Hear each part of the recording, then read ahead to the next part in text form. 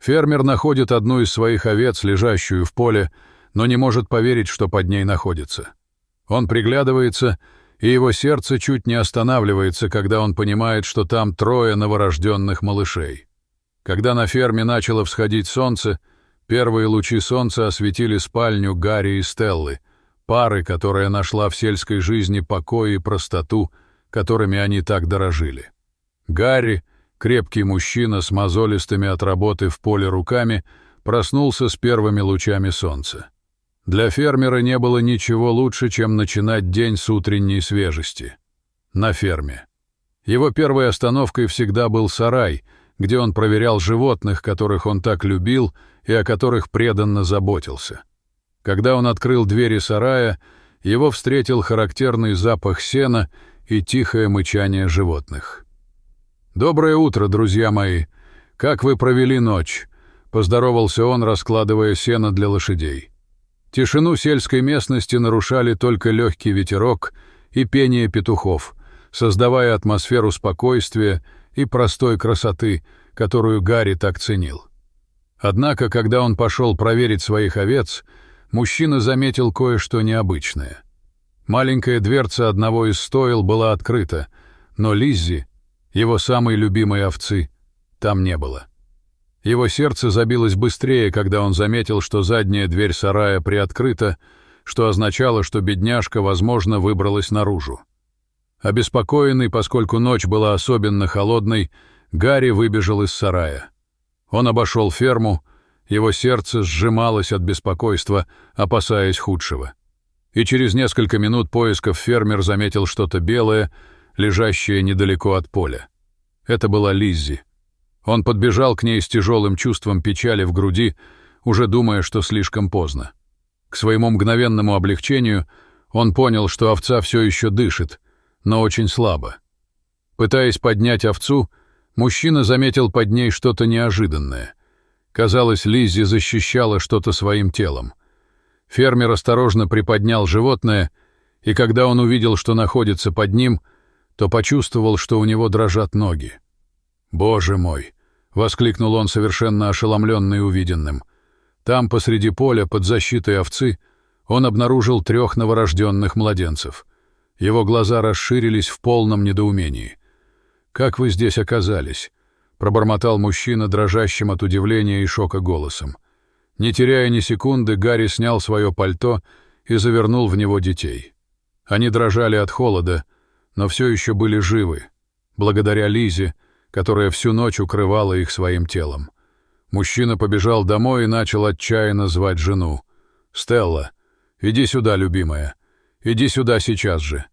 Женщина проснулась в испуге, сбитая с толку поднявшимся шумом. «Что случилось, Гарри?» — спросила она, выходя из комнаты. Однако, когда она увидела 3 младенцев на диване и своего мужа, обхватившего голову руками и не знающего, что делать, она пришла в замешательство. «Что? Как? Где ты их нашел?» — посыпались от нее вопросы. Пока Гарри, все еще не веря своим глазам, объяснял ситуацию, Стелла уже готовила горячую воду для теплой ванны для малышей. Пара, несмотря на то, что не знала точно, что делать, действовала с присущим ей родительским инстинктом и заботой. Они быстро согрели малышей и уложили их спать, завернув в одеяло, чтобы им было тепло и удобно. Мужчина, который также беспокоился о Лиззи, принес в сарай горячую воду и убедился, что овца оправилась от ночного холода. Убедившись, что все в безопасности и в тепле, пара села на кухне, пытаясь осознать, что только что произошло. «Давай позаботимся о них, Стелла. Мы должны выяснить, что произошло. Но сейчас мы за них отвечаем», — сказал решительный муж, чувствуя, как в его сердце зарождается неожиданная любовь к этим маленьким жизням. Эта любовь пришла из давней мечты. Стелла и Гарри, обоим за 40, в глубине души страстно желали стать родителями, в чем им было отказано жизнью. Мужчина, к сожалению, был бесплоден, и эта реальность лишила их радости иметь собственных детей. Они даже подумывали об усыновлении.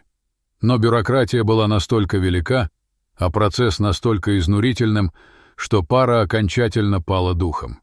У них была большая ферма, богатая урожаями, место, которое они мечтали наполнить детским смехом. Но до этого момента эта мечта казалась им фантазией, которую они никогда не смогут осуществить. Однако в тот день, когда они встретили 3 малышей, что-то изменилось. На краткий миг Гарри и Стелла показалось, что судьба исполнила их самые сокровенные желания, подарив им возможность стать родителями, пусть даже таким неожиданным и драматичным образом. Фермер, однако, был также глубоко заинтригован и понимал, что им нужно выяснить, откуда взялись эти малыши. Они новорожденные, любимая. Их мать не может быть далеко. Она оставила их умирать на холоде. Если бы не Лиза, они бы умерли. Что за мать так поступает? Спросил он, и в его голосе слышались возмущение и обида. Жена разделяла опасения мужа. Она тоже была рассержена, не в силах понять, как мать может вот так бросить своих детей. Итак, движимый желанием получить ответы, мужчина сел в свой грузовик и поехал по сельской местности, заходя в дома соседей, которые находились довольно далеко. Но никто ничего не знал. Никто не видел поблизости беременной женщины и не знал о недавних родах. С каждым отрицательным ответом разочарование Гарри росло. Но когда мужчина приблизился к тому месту, где он нашел детей, Гарри заметил что-то лежащее вдалеке. Фермер с колотящимся сердцем пошел в ту сторону и был ошеломлен, когда добрался. Там, на земле, лежала молодая женщина, дышавшая слабо и прерывисто, очевидно, в последние минуты своей жизни. «О, Господи, давай, я помогу тебе подняться!» — воскликнул мужчина, пытаясь помочь женщине. Ее тело неудержимо трясло, и она едва могла говорить. И вот тогда, взглянув прямо на женщину, Гарри понял, что у нее выпирающий живот, как будто она только что родила. Несмотря на то, что он был зол, он спросил мягко, учитывая серьезность ситуации: «Вы мать тройняшек?» Глаза молодой женщины расширились, и она слабым голосом спросила: «Вы нашли их? Они живы?» При этих словах она закашляла, а затем заплакала. Эти слова привели Гарри в замешательство. В конце концов, он искренне верил, что она оставила их там умирать. Но бедная женщина с трудом начала объяснять, что на самом деле произошло прошлой ночью. Хлоя была бездомной девушкой, оказавшейся в безвыходном положении. В ту холодную, пронизывающую ночь у нее начались схватки, и она бродила в поисках убежища. В конце концов она приблизилась к ферме Гарри и издалека увидела яркий свет в их доме.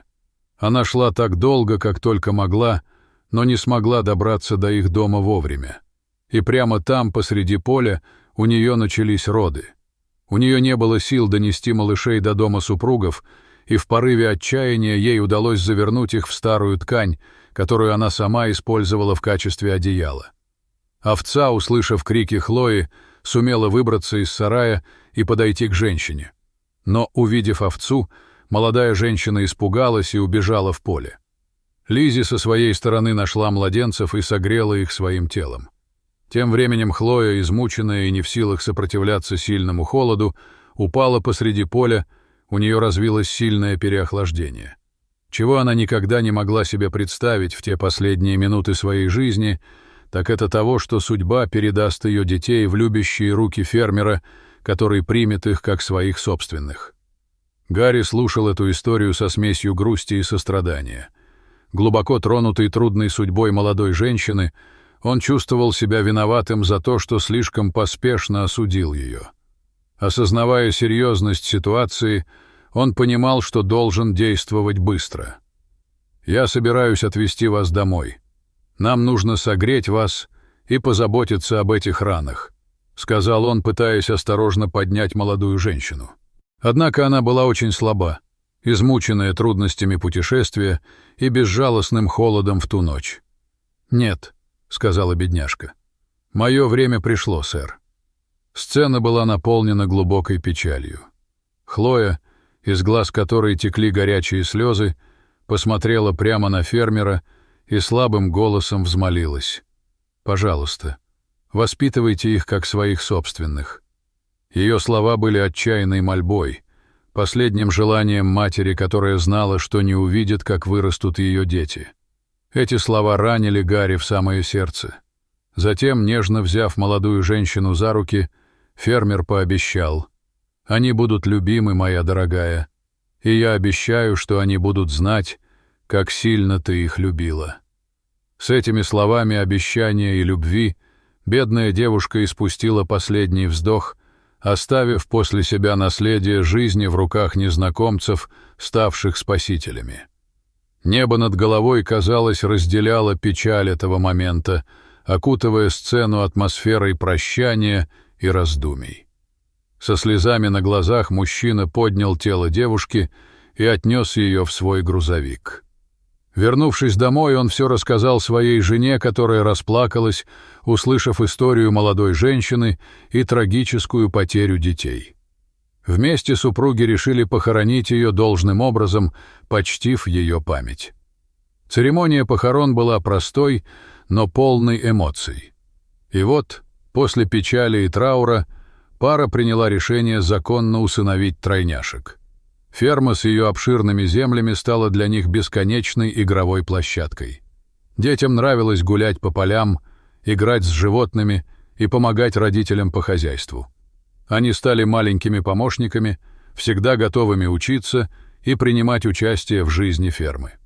Дом, когда-то тихий, теперь оглашался смехом и оживленными разговорами. Супруги также никогда не скрывали от детей правду о их происхождении. Они с большим уважением и любовью рассказывали им об их биологической матери. Эти истории воспитывали в мальчиках любовь и восхищение матерью, которую они никогда не видели, но которая отдала ради них все. Дорогие зрители, а как бы вы поступили на месте Гарри и Стеллы? Приняли бы этих детей в свою семью? Расскажите, пожалуйста, в комментариях. А если вам понравилось это видео, то ставьте лайк и подписывайтесь на наш канал. До свидания.